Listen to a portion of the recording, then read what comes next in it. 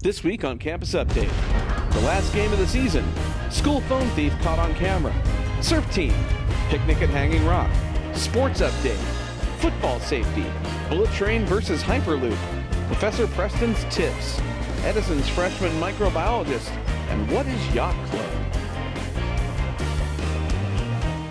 Hello Oilers, I'm Colby Rayban and welcome to Campus Update.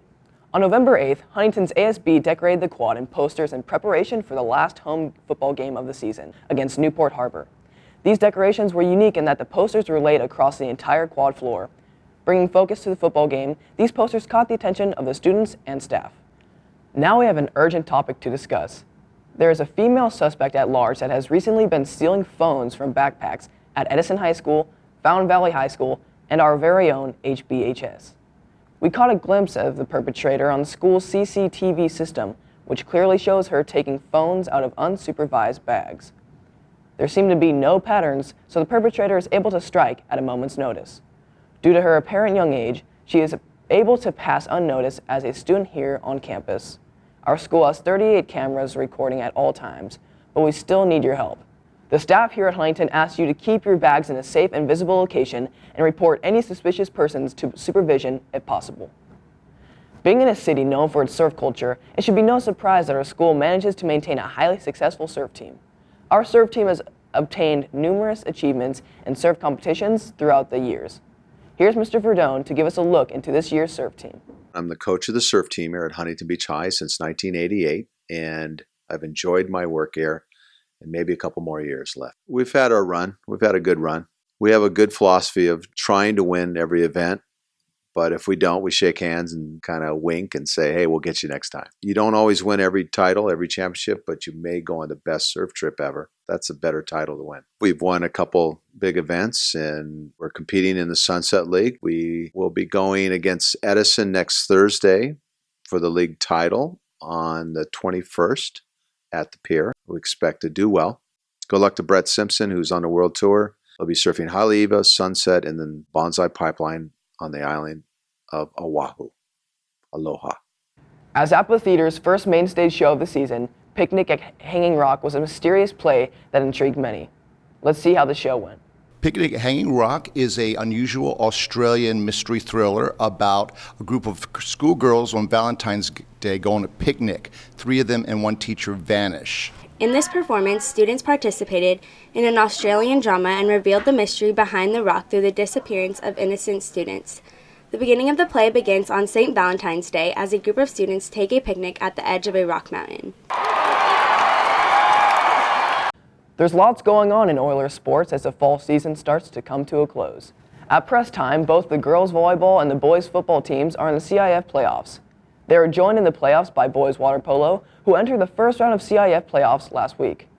Unfortunately, victory eluded them in their match against Corona Del Mar with a closing score of 10-5. The boys had an amazing season and should be proud for their hard work. The sports world nationwide is ablaze this year with increasing concerns about sports injuries, especially the prevention of concussions in the sport of football. Sports equipment manufacturers are taking steps to improve their products. Let's see how a student on our very own campus is testing out some of this new equipment. I've had a lot of concussions in the past years, and it reduces the impact because it's not a hard impact, so it kind of distributes the impact all over so I don't get dome rocked. Not a lot of kids wear them. I'm pretty sure I'm the only one in California that wears it in the games. It makes the impact so much lighter on your head, it's not as hard. I feel like if I didn't wear it, I'd definitely have been out by now. It saved my season. What if you could travel from Los Angeles to San Francisco in less than an hour? California is planning on building a high-speed bullet train connecting Southern California with big cities like San Francisco and Sacramento in the north. For the past few years, this topic has been up in the air and controversial in regard to how it might affect our economy. Will it improve speed of transport effectively, or will it just be a big economic disaster, costing us roughly $69 billion? In addition to the train, there is another option that has recently emerged called a Hyperloop. It involves individual capsules that are pushed down a hollow tube magnetically, all while in a vacuum. This idea was pitched by Tesla CEO Elon Musk. The cost for the Hyperloop is an estimated $6 billion. Although it sounds less expensive than the train, some detractors of the project say it will cost much more than projected. Both ideas are a reasonable answer to the question of, can we go faster? And now we move from super speed to superheroes. Here's Professor Preston with another batch of his infamous tips. Hello, I'm Professor Preston. We've all had that dream to be a superhero. Let's begin. Tip number 1. A hero is always prepared, both mentally and physically.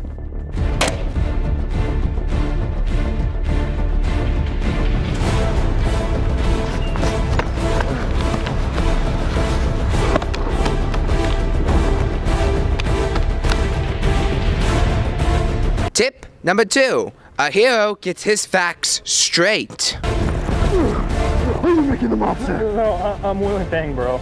Dang it. This is what I get for using Wikipedia. I'm sorry. Tip number 3. A hero goes where he is needed. HBHS is too safe. I need to protect the school where crime is around every corner. I need a Gotham City. Perfect! I hope you found these tips super!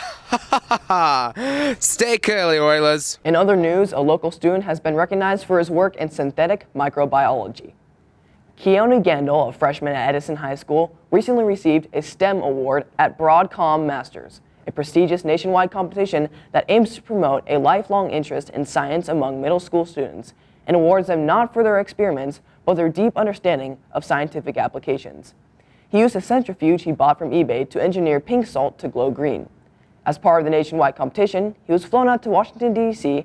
and got to meet President Barack Obama. Gandol is now working as an intern at the Chang-Si Liu Laboratory for Synthetic Evolution at UCI.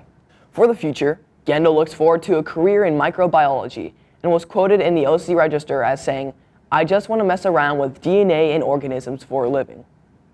You may have seen mysterious signs around campus about a yacht club. We at Campus Update have wondered what it could possibly be, so we sent our investigative team of Julian and Devin to uncover the story. There's a new student club on campus that seems to be shrouded in mystery. We asked their official faculty advisor to explain what Yacht Club is all about. Hey, Miss Brady. Hey, you two, what's up? Have you heard of Yacht Club? Yacht Club. I've heard a few kids mentioning it. Do you know where they might be? With little information to go on, we decided to ask around campus. So have you heard anything about Yacht Club? No, I have not. Okay. Most students claimed not to know anything about it, but mostly just seemed unwilling to talk. Then we got another lead. You could just ask Miss Tom or something. Miss Tom, we have some questions for you about Yacht Club. Can you? The club's meetings are supposedly held in Miss Tom's classroom, though there seems to be no body of evidence to substantiate this. Just anything would be great. Miss Tom, come on. With even the faculty advisors unwilling to talk to us, and the whole topic shrouded in secrecy and hearsay, we did some more digging and eventually tracked down the group's founder outside of one of his classes. Yacht Club's basically a group of individuals just interested in class and the elegance of sea. We donate our time cleaning up the beaches and just helping out the community. Everyone is welcome to join Yacht Club. How many members do you have? We have 215. Really? Yes. Wow. Are you sure? Yes. That's a lot. Yeah. According to the club's official description, it's about actual yachting. If there truly are 215 members in this campus group, all working to clean up the beaches and help the community, why all the secrecy? Is there more to the story than we know? We're intending to find out. You should keep watching. Back to you at the studio. Thank you, Julian. It seems there may be more to that story. Well, Oilers, as we enter this special time of year where we give thanks for our blessings, we'd like to thank you viewers out there for supporting our show. Have a great Thanksgiving break and see you next time.